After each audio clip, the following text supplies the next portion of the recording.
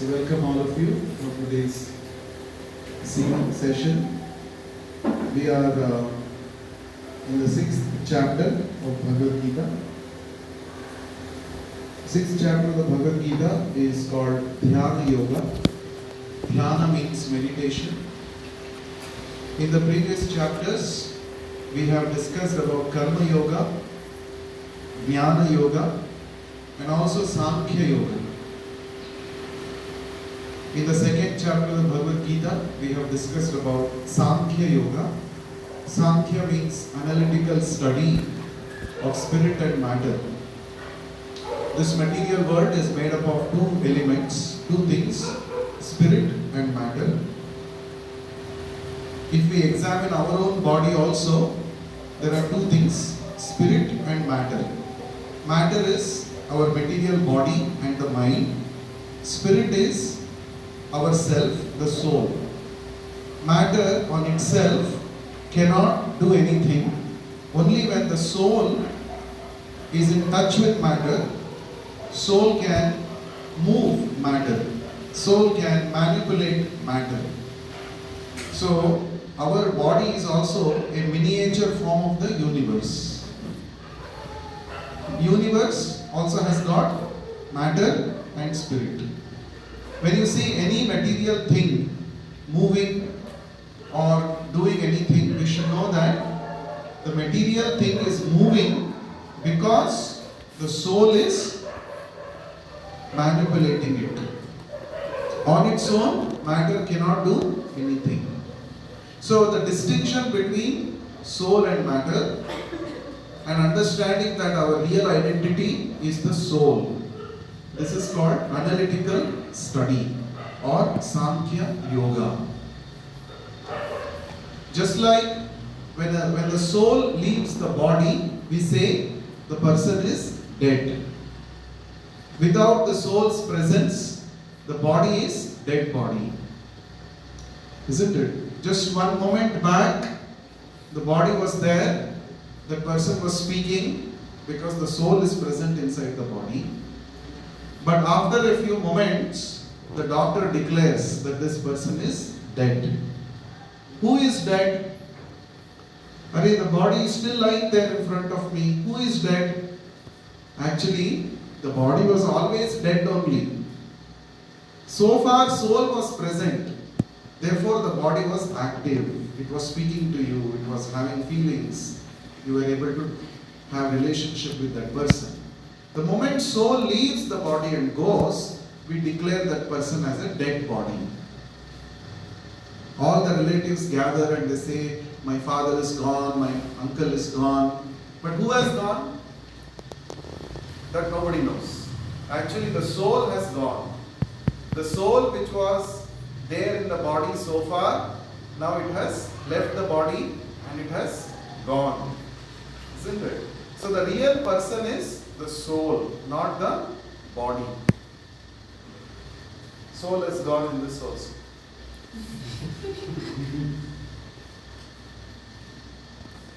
Is it charged? Okay. So, line in. The real person is not the body, but the soul. So, understanding this, I am not the body, I am soul, is the first lesson in Bhagavad Gita. That is explained in the 2nd chapter, that is Sāṅkhya-yoga. Then in the 3rd and the 5th chapters, Lord Krishna talked about Karma Yoga. Once I have got this body, I have to do some action. I have to act. Without acting, I cannot maintain my body also. So how to act? Our actions should be such that we always help. Our actions should help us to come to the understanding that I am not the body, I am soul. Acting with this consciousness is called Karma Yoga. When all our actions are dedicated to the loving service of the Supreme Soul of God, then our actions are called Karma Yoga. We have discussed about this in detail in the 3rd and the 5th chapters of Bhagavad Gita. Right? So how by our actions we can establish our relationship with God. That is called Karma Yoga. Yoga means connection, relationship with God. So Karma Yoga means through actions, how to connect with God. That is Karma Yoga. Then in the 4th chapter, Lord Krishna talks about Jnana Yoga. Jnana Yoga means how by cultivating knowledge we can connect with the divine. Jnana. And also we discussed that in order to acquire this knowledge, one must approach a bona fide guru. One cannot simply, by his own speculation, arrive at the spiritual knowledge and realizations. One has to approach a bona fide guru. Guru means one who is heavy with knowledge, spiritual knowledge. And a bona fide guru is one who comes in the standard parampara, disciplic succession. So how to approach such a bona fide guru? Tadvidhi pranipatena pariprashnena sevaya. In a servitude attitude, we have to approach humbly, inquire submissively, not in a challenging spirit. In this mood, if we approach the bona fide guru, he will reveal to us the spiritual knowledge because he himself has seen the truth. Only one who has seen the truth and experienced the truth can reveal the knowledge to us. He is called a bona fide spiritual master. So, and also we discussed in the 4th chapter, we are just brushing up the concepts that we had discussed earlier, that after approaching such a bona fide guru and getting genuine knowledge from him, what is the effect on us? The effect is there is no more illusion. We become free from illusion. We understand things as they are. And when we become fixed up in this knowledge, by practicing it in our daily life, we can actually attain the supreme goal of life, which is to go back to our original home, the spiritual world. We are currently in the material world. This is not our original home. Our original home is the spiritual world. And Lord Krishna's one of the main purposes of speaking Bhagavad Gita is to call us back to our original home, where he is present in his original form and where everybody is simply blissfully living an eternal life full of knowledge in his association by loving service unto him, by rendering loving service unto him. Actually, we are meant for rendering loving service to God. We are part and parcel of God. Without rendering loving service to God, we cannot actually become really happy. The soul can be happy only when we render loving service to God. So this is the ultimate goal of life. So when we come in touch with a bona fide guru, he trains us up how to develop this attitude of loving service to God. He trains us when we are in the material world, and then when we attain perfection in this, he elevates us, or he takes us to the spiritual world where we can enjoy in the association of God by rendering loving service to him. So this is a great science that is revealed throughout the Bhagavad Gita. So how to develop this spirit of loving service to God is actually the goal of human life. All other activities that we do, if they do not promote us to this platform of rendering loving service to God, then all our activities are simply useless labor. Shrama eva hi kevalam. This is the conclusion of the scripture. You may be doing any activity. You may be a scientist, you may be a doctor, you may be an engineer, you may be a teacher, an artist, a politician, whatever you may be. But through all these activities, if you are not coming to the point of loving God and rendering service to him, then all your activities are simply useless waste of time. All our activities have to lead us to this platform of loving service to God. Just like Arjuna, he was a warrior. Through his warrior activities, he came to the platform of loving God. You cannot say by being a warrior, how can you love God? No, by being a warrior also, if you simply carry out the instructions of the Lord and fight as per the instructions of the Lord, then you have come to the perfect stage of loving God. Loving God doesn't mean you simply sit in one place. No, loving God means you do those activities which please God. How to know which activities please God? That is explained by Krishna himself in the Bhagavad Gita. That is why we should learn Bhagavad Gita. So Bhagavad Gita is a book of transcendence. Many times people think, oh, Bhagavad Gita is a book of violence. Some people have written commentary on Bhagavad Gita to show that Bhagavad Gita promotes non-violence. Actually, Bhagavad Gita neither promotes violence nor promotes non-violence, but Bhagavad Gita promotes transcendence. How to transcend our current limited situation and come to the stage of complete freedom. Complete freedom is possible only when we come to the spiritual platform.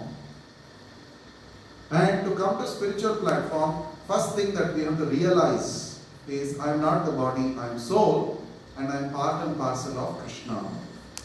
Now this is not just a matter of theoretically saying, we have to practically realize. There are two things, theory and practice. Theory is knowledge, jnana, and practice is vijnana, realization. So if I simply say I am not the body, I am soul, it is not sufficient. That is of course the first step.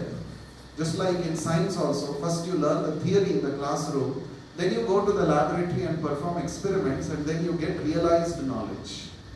Correct? So in the same way, spiritual science also has got two branches or two steps. First is theory, jnana, just like we are discussing every week, jnana. But when you internalize this by practicing, you have to apply this knowledge in your daily life, then you get vijnana, realization. Realization is bestowed upon us by the mercy of Guru and Krishna, when we sincerely try to apply ourselves to the process. Now in this Kali Yuga, the simplest thing that we can apply ourselves to is the chanting of the holy names. Hare Krishna, Krishna Krishna, Hare Hare, Hare Rama, Rama Rama, Hare Hare. Simply by chanting this Hare Krishna Mahamantra, all realizations will come to us. Like we are discussing so many times, I am not the body, I am soul. It may be just theory for us. But when you chant Hare Krishna Mahamantra sincerely, seriously, with full dedication, by the blessings of Krishna, we get full realization that how I am not the body, I am soul. That realization will be bestowed upon us. That to get realization, we should do tapasya. Tapasya means voluntarily accepting some bodily and mental inconveniences for the sake of spiritual realization. Just like all of you are doing tapasya in your laboratories every day, by doing experiments very patiently. First iteration may fail, second iteration may fail, third time it may fail, but you are not giving up. Again you are doing tapasya, again and again you are trying to do the experiments. So nothing comes free of cost, nothing comes without pain, no gain. So same thing applies in spiritual realization also. In spiritual realization also, first we understand the theoretical concepts and then sincerely apply that in our daily life by spiritual practices. The spiritual practices are called sadhana. We have to do sadhana. Sadhana means the process which will help us to come to the stage of realization. Simply jnana is not sufficient. Jnana is the first step, theoretical knowledge. Then with this jnana, we should do sadhana. That is called tapasya. Why it is called tapasya? Because it is inconvenient for the body and mind. Oh, every day I have to get up and chant in the morning. Oh, it is very difficult. Oh, very difficult. I cannot do.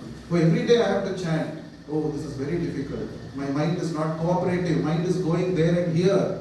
But you have to endure. You have to endure. You have to accept that yes, the body and mind will always have some or the other problems. But I should not get stopped by these bodily and mental inconveniences. I should persevere. I should persevere beyond this bodily and mental limitations. That is called sadhana, tapasya. Now when we do like that, when we persevere like that, then Krishna will see our seriousness, and then he will bestow the required realization. It is a fact. So you will see the reciprocation of Krishna. Bhakti Yoga, what we are practicing, what Bhagavad Gita is telling, it is not a one-sided love. Oh, I love Krishna, I will chant Hare Krishna mantra. No. You will actually see the reciprocation of Krishna in your life. You can see reciprocation of Krishna. How to know whether Krishna is reciprocating with me or not? You will develop desire to chant. You will feel like, oh, this is so nice, let me chant more. You will become more attached to hearing Bhagavad Gita. You will become attached to hearing more about Krishna. You will develop automatically distaste towards material things that you can experience yourself. This is when you should know that Krishna is reciprocated. Right? So this chanting Hare Krishna Mahamantra is very powerful. You simply chant Hare Krishna mantra with all seriousness, with whatever concentration you have got, sincerely you chant, you will see all these effects. People are able to give up their bad habits and addictions simply on the strength of chanting Hare Krishna mantra. Because we experience a higher taste. We always seek happiness. But when we don't have idea about higher happiness, then we go for lower degrees of happiness. Right? So we get stuck with bad habits and addictions. But when you chant Hare Krishna mantra, you don't have to worry so much about giving up your addictions. You just sincerely chant Hare Krishna mantra and hear attentively. This you do very seriously. Do it as an experiment. You do it sincerely, seriously, every day without missing. Sadhana you do. Take the tapasya. Then you will see over a period of time, you will yourself feel that, oh, what is this habit I am doing? What is this addiction? I don't want it. You will yourself feel and give it up. Rasavarjam rasopyasya param drishtva nivartate. By experiencing a higher taste, you can easily give up lower taste. This is the lesson taught by Krishna in the Bhagavad Gita. So much you don't have to worry about, oh, I have bad habits, I have to give up. No, you don't have to worry so much. You simply chant Hare Krishna with all seriousness. Even if you don't have 100% faith, no problem. With whatever faith you have, you chant. This is the experiment, you do this. And you will automatically experience higher taste on the strength of which you can give up any damn nonsense. You can give up. It's a fact. This experiment. You do this. Right? So therefore, simply by chanting Hare Krishna, Krishna Krishna, Hare Hare, Hare Rama, Rama Rama, Hare Hare, you can become pure. You can become spiritually enlightened. You can come to a stage where you can have direct relationship with Krishna, loving relationship with God. That is the perfection of human life. So therefore, my request to all of you, you are coming every week, very nice. But if you want to see real transformation, you must apply yourself to this process very seriously. Then you can see revolution will happen in your life. It's a fact. Revolution. Janasya Viplavam. The scriptures say that this knowledge is actually meant for bringing about a revolution in the lives of misdirected people. In Kali Yuga, all of us are misdirected. Actually. Some ad you see, some notification, it will take us to some site. It will make us addicted to so many nonsense things. And we think under illusion that, oh, this is so nice, let me enjoy, let me watch this. You know? And there are so many so-called bogus gurus, fake godmen, who manufacture their own philosophy just to gain a big number of followers. They speak some nonsense just to please the audience, and we get misdirected. So we are in a very pathetic situation. But if we are sincere, if we take this message of Krishna consciousness very seriously, we can actually attain highest perfection even in this pathetic situation of Kali Yuga. There is no doubt about it.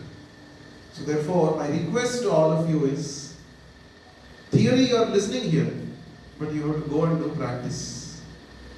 And practice is not that very difficult. In the olden days, people used to give up their family, they used to give up their work. Kings used to give up their opulent lifestyle in the palace and go to forest and do tapasya standing on one leg, doing pranayama, breath control, all that. We don't have to do all that.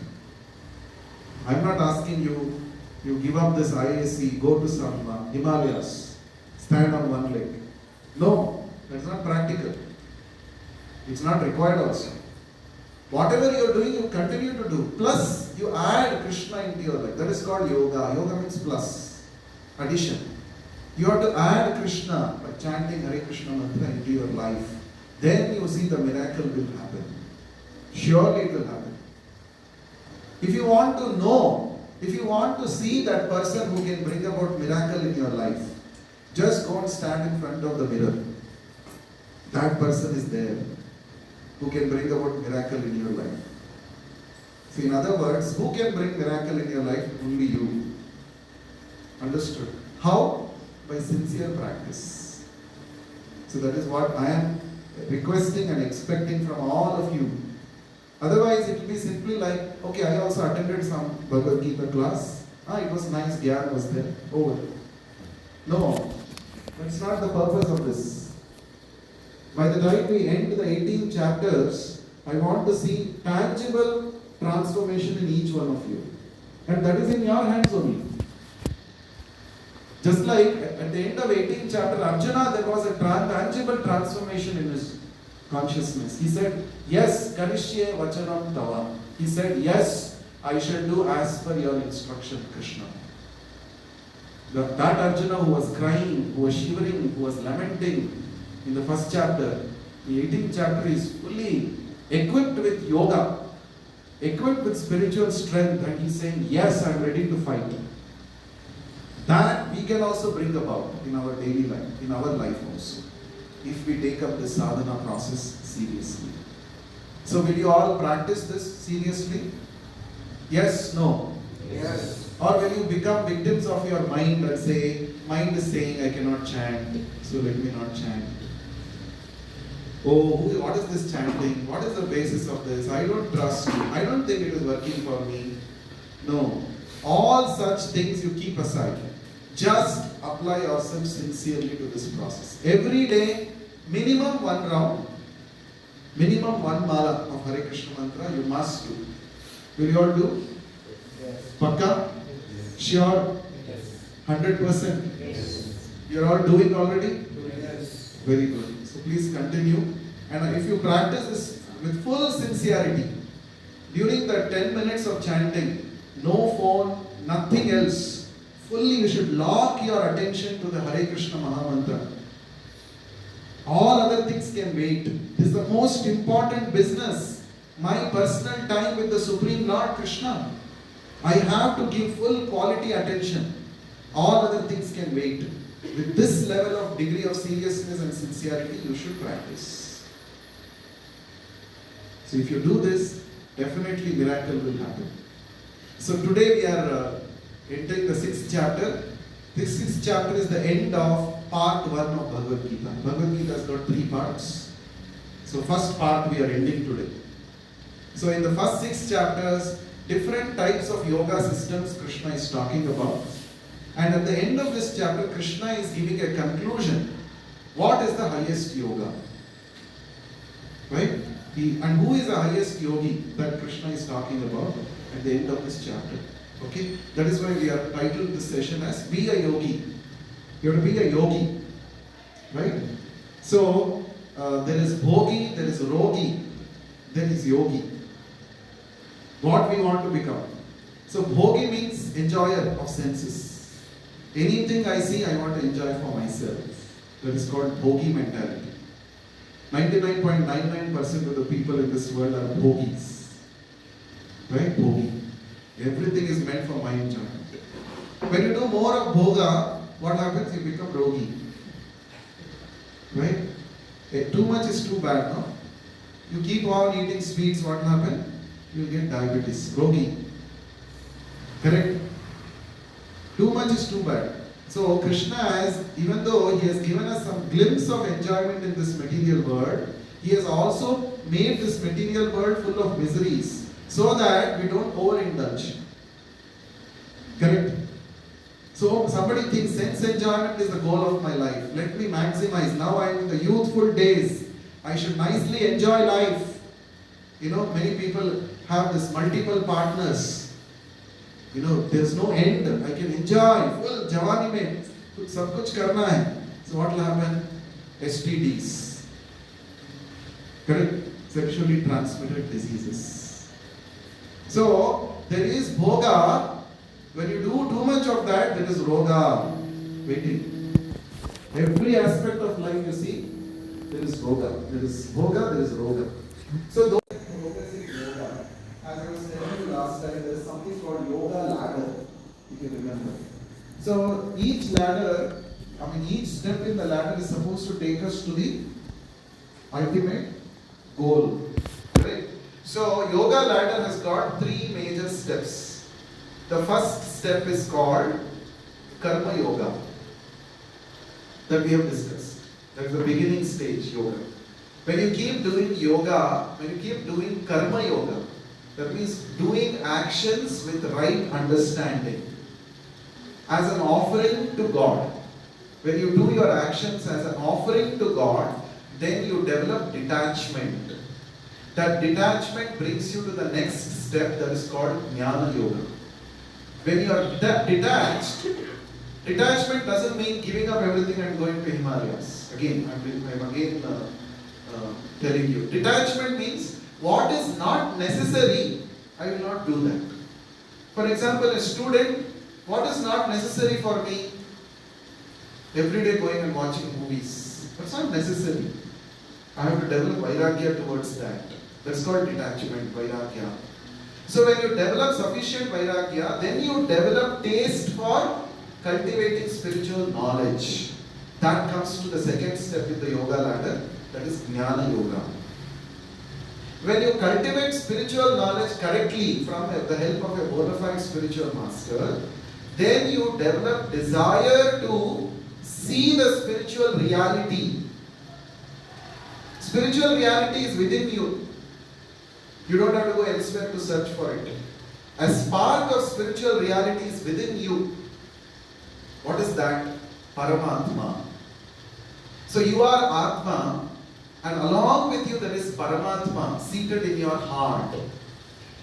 So Paramatma is like the interface between the soul and the material world. Interface. You know, in computers you have interface.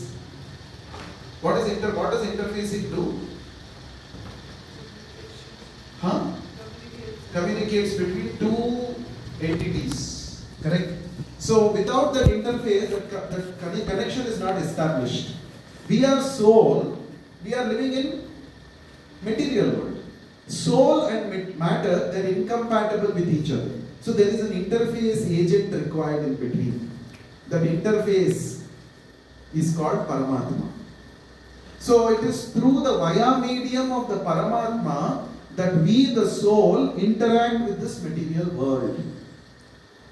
That is very nicely explained in the Upanishads. When we want to see something, first the Paramatma sees and then through him we see.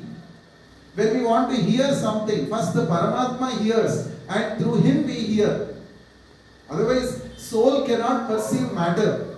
Soul cannot touch matter and interact with matter. So it is Paramatma who is playing the bridging role between the soul and the matter, material world. So So, seeing that Paramatma, the spiritual reality within our heart, seeing Him face to face, it is possible through the process of Dhyana Yoga. That is called Dhyana Yoga. And the first and the foremost thing that is required to be able to perceive the Paramatma within the heart, that is called mind control. So we are again going back to the mind control which we talked about in the beginning. So in this chapter, Lord Krishna says, if your mind is under control, mind is your best friend, otherwise it will be your greatest enemy. And then he says, if you control your mind, you can listen to the Paramatma's voice within. Mind does all the chattering and the noise, so much noise mind makes that you are not able to hear Paramatma's voice from within. Therefore, first you have to silence that mind. Correct? Many times you must have experienced this. Suppose you are doing some wrong thing for the first time in your life. Wrong thing means what? Let's say somebody is trying to stealing others' work, money or something. First time when you are doing, how does it feel? Are you very confident? You know all the tricks? You don't know. First time you are very reluctant. And there is an inner voice which keeps telling you, oh, don't do this. You will land up into trouble. What if you are caught? There is so much of inner voice comes. The inner voice is very strong. First time. That is actually Paramatma's guidance from within. But what we do is we use our free will to ignore the good instructions of the Paramatma from within, and we end up doing it. We do it. Even though we are sweating, we are afraid, we go and do it. Then we say, oh, it is so nice, see, I didn't get caught. We say, oh, very nice, maza aaya. Right? And second time you do, third time you do. Each time what is happening? Paramatma's voice is there, but it becomes feeble and feeble, weaker and weaker. Why? Because your ego is dominating. Your mind is loudly speaking. No, nothing will happen. See, 10 times I have stolen. Nobody caught me. I can get away this time also. You are very confident. Now you know you are jack of the trade. You become very, very confident and you develop some tricks and tips. You can even give lessons to others how to steal nicely. You know. Then what happens? Paramatma's voice is there, but you are not able to hear. So the chattering of the mind and your false ego makes you deaf to Paramatma's voice. Therefore Krishna is saying, first you have to curb this mind. You have to bring the mind under your control. Mind should listen to what you say, not the other way around. Then you can very clearly hear Paramatma's voice from within. So for one who has controlled his mind, Paramatma or super soul is already achieved. This is what Lord Krishna says. That means through the medium of the mind, which is material, you can listen to the Paramatma who is spiritual. See, Bhagavad Gita, the greatness of Bhagavad Gita knowledge is, it never demonizes material things. But there are philosophies in this world which say this material world is mithya. It is false, give up. It is wrong, it is give up. No, Bhagavad Gita never says that. In fact, the Bhagavad Gita says material things are also God's energy only. You just have to know how to use it rightly. So mind is actually a great tool for us if we know how to handle it. So we have to make friends with the mind. Not by listening to it, but by being its master. It is said mind is the best of slaves, but worst of masters. Never become slave of your mind. Correct? So how to do this? How to become master of the mind? This is the $1 million question. Everybody wants to know this. How to become master of your mind? You have to adopt a policy called no man policy. No man. Generally we are yes man to the mind. Mind says, "Chalo, we should eat this pizza." Yes man, yes sir, yes boss, let's go and eat. Mind says, "Go and watch this movie, everybody is given good review." Yes sir, Jo hukum, let us go and do. Mind says, "Let us sleep for 10 more minutes." Yes sir, yes boss, Jo agya, we'll go. So this we have to give up. No man policy. Whatever the mind says, do not accept. Now it is not easy. Why? Because we are habitual to listen to what the mind says. Correct, no? We are habitual. Without our knowledge, even now when you are sitting also, mind is giving so many inputs and you are saying yes sir, yes sir, yes sir. We are giving. Because we have become so full-time servant of mind. We are full-time servant. Correct? So it is not easy. Therefore, what we should do, we should accept another authority. We should accept a superior authority. Don't make mind as your authority. Don't take orders from your mind. Take orders from outside your mind. That superior authority is called Guru, Sadhu, Shastra. Guru, can you repeat? Guru, Sadhu, Shastra.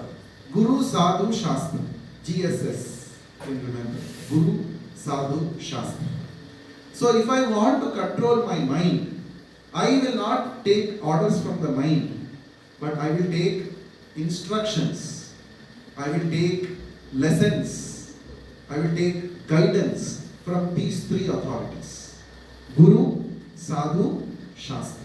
That means whatever I do in my life, I will go and cross-check with one of these three authorities. What is this Guru, Sadhu, Shastra telling in this field? For this thing, what it is telling. Accordingly, I will act. That is the only way to curb your mind. If you keep consulting your mind, mind is crazy. Mind will keep giving you so many things. Right? What you should do? No, I will consult. This consultation is a very, very, very important principle if we want to lead a spiritual life. Never trust your mind. Oh, now I know everything. I have studied the entire Bhagavad Gita. I have drank it fully. I know now everything. Now I will take my own decisions. No. That can lead to havoc. Let me consult somebody who is more realized than me. Now this is exactly what Arjuna did to the battlefield of Kurukshetra. Arjuna did not have faith on his own mind. Oh, now I know, I have fought so many wars. I know everything. Why I should? No. He said, Krishna, I am not able to decide what is good for me, what is my duty. Can you please tell me? Can you please instruct me? This is what Arjuna is teaching us. Consultation is important. Consultation. Never consult your mind, but have consultation with Guru, Sadhu, Shastra. That is why on a daily basis, studying the scripture is important. Now, when we study the scripture also, there also mind is coming into play. Mind will keep interpreting everything that you are reading. Correct, no? You don't read it the way it is. You read the way mind is dictating and giving commentary. That is called speculation. Now, it is not easy to give up speculation because we always speculate. Oh, this may be the meaning. Oh, that may be the meaning. And all these things. So therefore, we have to study the scripture under the guidance of a sadhu, of a devotee. That is very, very important. Studying under the guidance, just like we are trying to do now. We are all studying the Bhagavad Gita under the guidance of Srila Prabhupada, who is a bona fide guru, who comes in the parampara system. I am not, whatever I am speaking in this sessions, I am not telling it by manufacturing myself and then telling you. No. I am just repeating what Prabhupada has told. Then it is called perfect knowledge. This is called understanding through parampara system. Accepting as it is. Oh, does it mean I should not think only? I should not apply my mind? Should I not question? No, you can do all that. You can do all that. But first accept the knowledge. First accept. Then you process. Now processing also has to be done with guidance. Oh, I will process however I want. Then you will get something else. Just like Dhritarashtra processed the entire Bhagavad Gita. Dhritarashtra was also hearing the Bhagavad Gita. Correct? You all know the story, right? Sanjaya was narrating live. Whatever Krishna was speaking, Sanjaya was hearing, narrating to Dhritarashtra. Live commentary. Now after hearing the Bhagavad Gita, see the transformation in Arjuna and see the transformation in Dhritarashtra. In Arjuna there was a positive transformation. In Dhritarashtra there was no transformation. Because he was speculating. He was thinking, oh, this Krishna, he's a Mayavi. He's a magician. See, he's showing Vishwarupa and bewildering Arjuna. And see, because of this, Arjuna got convinced. Initially he was telling, I will not fight. He was happy actually. Dhritarashtra was happy when Arjuna was telling that I will not fight. Oh, my Kauravas, my sons will be saved. Because he knew that Dharma is on the side of Pandavas, and if at all anyone has to win the battle, Pandavas only will be victorious. Dhritarashtra also knew this. But because of his attachment and affection, over affection towards his sons, he was not able to give them good instruction. So when Arjuna was saying, I will not fight, he was within his heart, he was happy. But at the end, when Arjuna said, yes, I will fight, Dhritarashtra was very unhappy. Dhritarashtra said, okay, now I should forget all my 100 sons. Correct? So he did not develop surrender to Krishna like Arjuna, unlike Arjuna. So that is why hearing with the help of a devotee is very, very important. Otherwise, mind will give online commentaries. And we are anyway dasa of the mind. Jo hukum, jo huzur. We keep accepting. So that is a problem. So therefore, Guru, Sadhu, Shastra, we have to accept. Now somebody may say, see, I am from a science background. I am in one of the premier institutes of the country. I believe in science only. Now you are telling I should believe in some Shastra which was written some thousands of years ago. How can I develop faith in this? I want immediate 8 plus 1 plus 1 equal to 2. I want to see that in front of my eyes. Now Shastra is written some thousands of years ago. How can I believe this? Now for that my answer is, none of us sitting here is faithless. Is there anyone faithless here? If you were faithless, you would not come for 6th session also. Correct, no? Okay, somebody may say, oh, that speaker was explaining so nicely, I got mesmerized. Therefore, I am coming every week. No. But more than 1000x mesmerizing than me, you can find on YouTube. You can find so many people so nicely speaking. But still you have taken the trouble of coming for the 6th session also, means that you all have some faith. You all are appreciating, yes, what the message is spoken here is genuine. It is helping me, it is good. So you are not faithless. Just that you may not have complete faith. But when you hear submissively, you will also come to the stage of complete faith. It is possible. Right? So whatever faith I have, I may have only 2% faith. That 2% faith I will invest and here, then it will become 5%. That again, reinvest that 5% again back here nicely, it will become 10%. In this way, cumulatively your faith will grow. It is a fact. Same thing with chanting also. Okay, I have only 5% faith. 95% I don't have faith that chanting will work. Doesn't matter. Focus on that 5% faith that you have. With that 5% faith, that 5% faith is your 100% currently. Give that 100% and chant nicely with full attention. Krishna's reciprocation will come. 5% will become 8%. Again, reinvest that 8%. You will see that. This is how you will grow. Cumulatively, you will grow. Step by step, you will grow. And growth in Krishna consciousness is such that you put 1 step towards Krishna, Krishna will put 10 steps towards you. Yes. Because Krishna is more eager to have us with Him than we are eager to have Him with us. You put one step, Krishna will put 10 steps. And mind you, Krishna's steps are bigger than ours. So you will see.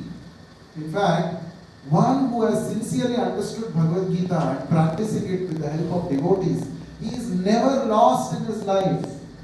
In spite of biggest problems in life, you will always be properly situated. This is Krishna's promise in the Bhagavad Gita. Kaunteya pratijanihi name bhakta pranashyati.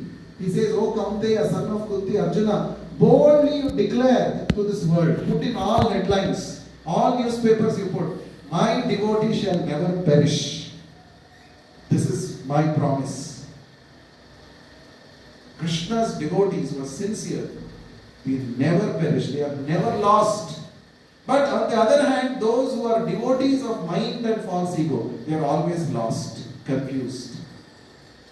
Devotee, in spite of chaos, he sees there is clarity. There is my Lord's plan is there. Even though there will be so much of chaos and so much of difficulties in life, I have faith in God. So this is very important. So therefore, we have to, instead of consulting the mind, consult Guru, Sadhu, Shastra. So what we are reading, Bhagavad Gita. So I would recommend you to read Bhagavad Gita. I told you last time also.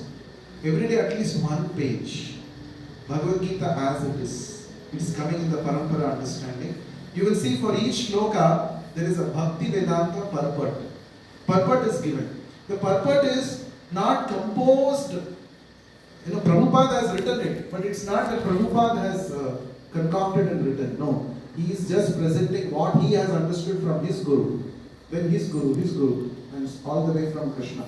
So Parampara system makes sure that the knowledge is passed down as it is. So if you read Bhagavad Gita with Bhakti Vedanta purports, you will get the same understanding and realization that Arjuna got by hearing directly from Krishna 5,000 years ago on the battlefield of Kurukshetra. Because it is coming pure through Parampara system. Therefore, please read. Right? Even if you don't understand, doesn't matter. One page you read. What is not clear, make a note. You can bring and discuss with me. I'll be very happy. Not only on Fridays, weekdays also. You can just message me on WhatsApp. Prabhu, I have this question from this chapter, this purport. Can you please explain? I'll be very happy. We can have an online talk and we can discuss. In fact, those who are sincere, we are very happy to help them. Seekers are required. Right?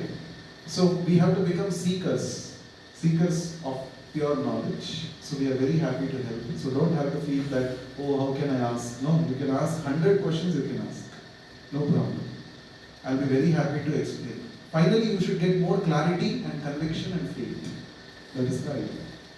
But it is not this faith and conviction we have to develop by our own realization.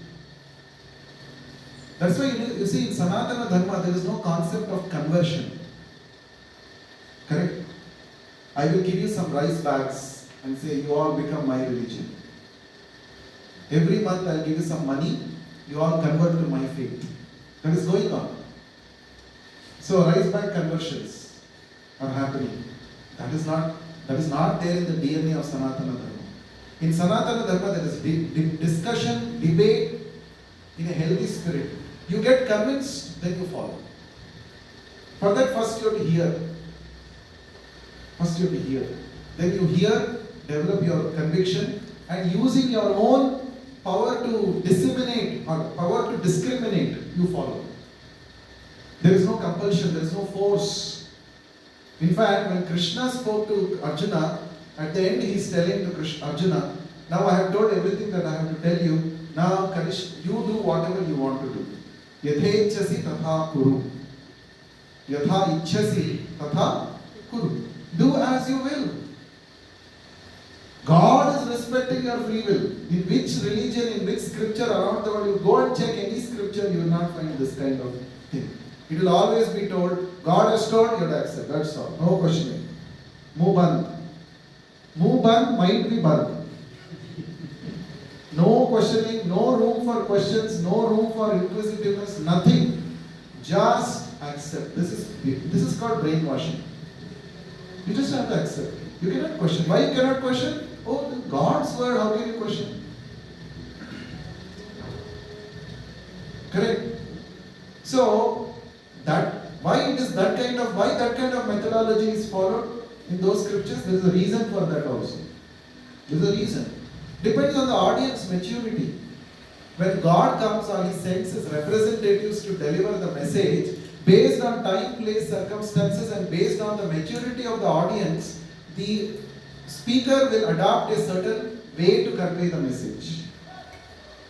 Right? So people, for example, the place where the Middle East, the Arabia, where the knowledge of Quran was revealed.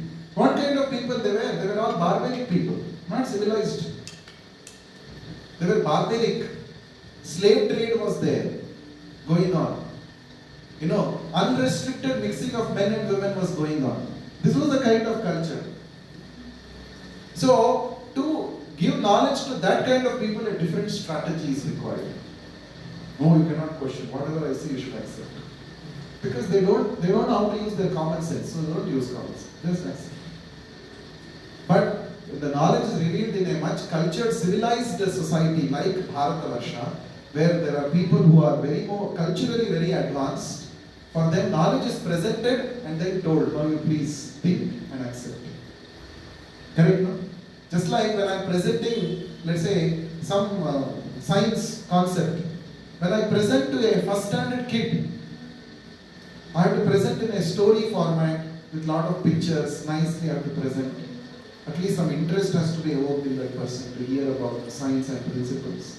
But when I present in IISc, I will present in a different way. Because the audience is more ready, more matured. Correct, no? Different folks, different strokes. That is the principle. Isn't it? Anyway, so therefore this knowledge of Bhagavad Gita has to be accepted with faith after thoroughly hearing. Then you will develop conviction. So, in this chapter, after talking about the mind, Lord Krishna talks about the practice of Ashtanga-yoga. Ashta-anga. Anga means limbs. Ashta means 8.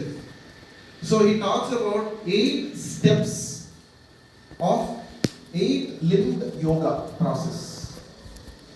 We all must have heard about this pranayama, and we must have heard about asanas. Actually, these two are 2 of the 8 processes, 8 steps. Correct? So generally, only what is popularized is pranayama and asana. But that is step 4 and 5. But what is the beginning? First is yama. Second is niyama. Then third is pratyahara. Then pranayama. Then asana. Then dhyana. Then, what is the next? Dharana. And then samadhi. 8 steps. Samadhi means not dead. Oh, he's dead finally. This yoga is died. Samadhi means complete trance. Samadhi means complete absorption in the spiritual reality. What is the spiritual reality I was telling about? Paramatma. Paramatma within our heart. Fully absorbing. Atma is fully absorbed in Paramatma. That is called Samadhi. So yama, niyama. Do's, don'ts. Actually opposite. Yama means don'ts, niyama means do's. In any yoga process, there is do's and don'ts. But today nobody cares about it. So many yoga centers they have opened up. Online, offline. You will never see yama, niyama. They will straight away direct you to pranayama and then asana. Why? Because the audience doesn't want to follow yama, niyama. If I tell don't eat this kind of food, then my yoga class will be empty. Nobody will come. Therefore, we want people. Why we want people? I want to make money. But I also want to tell the name that it is Ashtanga-yoga. It is Patanjali yoga system. So that the people will take it as some serious thing. But I don't want to follow all the 8 steps. Samadhi fine, forget about Samadhi, nobody is interested in Samadhi. Yama, Niyama only nobody is interested. First step only nobody is interested. Isn't it? So therefore, what the so-called yoga that people are, it's going on in this world, it has got nothing to do with what Krishna is speaking in the Bhagavad Gita. Even Patanjali Yoga Sutras are based on the 6th chapter of the Bhagavad Gita. Patanjali is the father of yoga, it is said. He is the incarnation of Adishesha. Actually, he spoke the Yoga Sutras in line with what Krishna has spoken in the 6th chapter. That's why Bhagavad Gita is the original Yoga Sutras. Yoga Shastra. Bhagavad Gita is Yoga Shastra. So here, what is the first thing that Krishna is saying? If you want to practice this Ashtanga Yoga, there are certain do's and don'ts. First is, you should go to a sacred, secluded place. You cannot do in an IISc. It should be a secluded place. It should be sacred place also. That's why people used to go to Badrika Ashram, Himalayas. It's both sacred and secluded. Why secluded?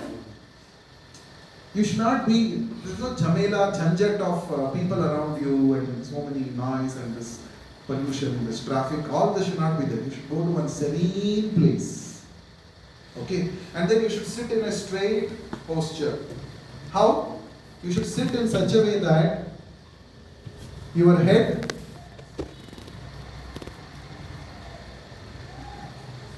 so you have to sit in such a way that your head, neck and back are in the same straight line.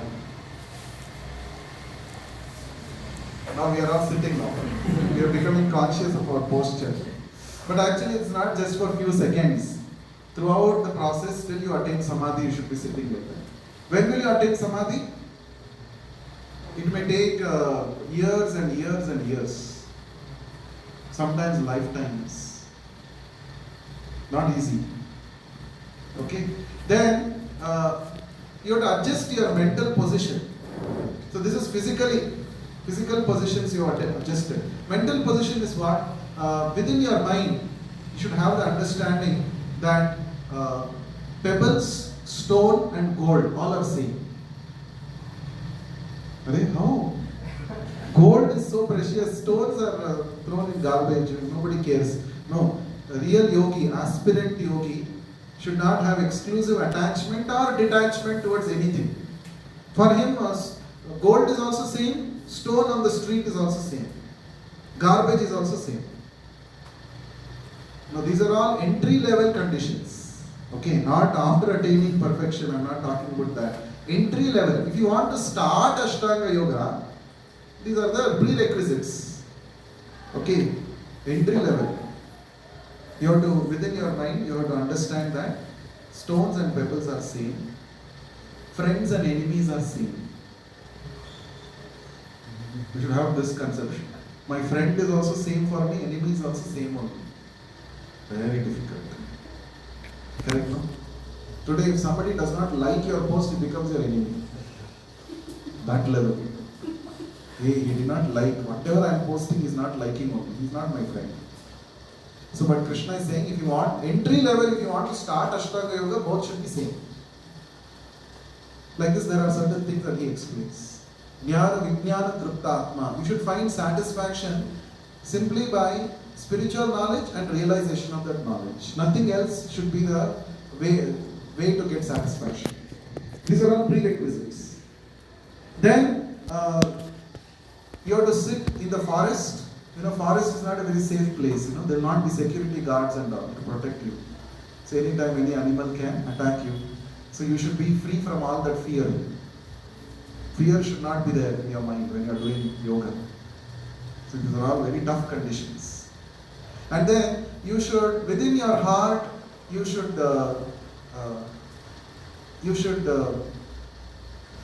meditate upon the Paramatma sitting in your heart. There is a description of that in the scriptures. What is this Paramatma? How does he look? What is he doing? How does he? All that is there, description. You have to study that and accordingly meditate it. And without letting your mind to go to any other subject matter, you have to constantly rest your mind on the Paramatma only. Without diverting it to any other thing. And finally, when you do all these things, you will come to samadhi, full awakening. Samadhi is not sleeping, okay? Awakening, full awakening. When you come to the awakened state, then Krishna says, you will see me in everyone. That is the indication that you have attained samadhi. You will always see me in everyone. So if you are seeing Ankit, you will see in Ankit's heart Krishna is there. In his heart also Krishna, in her heart also Krishna. Everywhere you will see Krishna only. Then you attain samadhi. Correct? Not easy. At least in Kali-yuga it is not at all possible. At least for common people like you and me, it is not possible. Correct? So, after hearing all this, Arjuna asks a question. He says, my dear Krishna, whatever you have told, I think it is impractical for me. Not in Kali-yuga, Dwapara Yuga also, Arjuna is feeling that. Why? Because mind is chanchala, very difficult. To control the mind is very difficult. To control wind is easy, but to control mind is very difficult. So what does Krishna say? Krishna acknowledges what Arjuna says. Yes, asamshayam mahabhaho. Oh, mighty armed Arjuna, whatever you are saying is undoubtedly true. Mind is definitely difficult to control. But by two things you can control your mind. Two things. What does he say? He says, by practice. Abhyasena tu kaunteya vairagyena cha grihyate. Second thing is vairagya. By abhyasa, practicing the right process, endeavoring with right guidance, and by vairagya, detachment, it is possible to bring your mind under control. This is what Krishna is saying. That is why we have to, for this Kali-yuga, the yoga process is Hare Krishna, Krishna Krishna, Hare Hare, Hare Rama, Rama Rama, Hare Hare. So if you constantly practice this, and whenever the mind is going there and you bring the mind back on the song, this is exactly yoga. Very quickly you can attain perfection. And another thing is, for chanting this Hare Krishna mantra, there are no prerequisites like what Krishna is talking about for Ashtanga Yoga. Anywhere you can chant, anytime. Correct? That is why it is recommended for Kali Yuga. It's not that you have to go to one place, Himalayas, and there only chant. No. Even in IISc, even in busy city like Bangalore, which is bubbling with so many activities, you can still chant. Right? And another question Arjuna asks. See, Krishna, let's say we start this yoga spiritual path in this life, and due to some reason, we are not able to attain perfection in this life only. We lose track because of some distraction. We go away. What happens to such a person? Arjuna is asking this question on behalf of all of us. So Krishna is saying, no problem, nothing will happen to him. Suppose he has attained 5% success, next life he will start from 60%. This carry forward option is available in spiritual path. In material path it is not available. Suppose, let's say you are in the past life, maybe one of us was Albert Einstein. You gave the world theory of relativity. Okay? Now this life, you cannot say, you don't even remember that. You cannot say, see, past life I was Albert Einstein. Now, I will not go to school at all. I will directly start my research work. Continue my research. Now they'll say, you are a mad fellow. First you go to school, learn ABC. So that is the difference between material and spiritual advancements. Material advancements go with the body. Finished with the body. But spiritual advancement is carried forward because soul is eternal. Whatever is done on the soul platform is eternally carried forward. So that is a good news for all of us, isn't it? Suppose you attain some perfection in this life. You are not lost. You can continue. Account, carry forward option is there. Not option, feature. It's a feature. It is there by default. That is why you see some of us are more attracted to spiritual knowledge. Some of us are less attracted. Why? Because it is purvabhyasena. In the past, we have done to some extent we have attained perfection. From there we are starting. That's why there is natural attraction towards spiritual knowledge.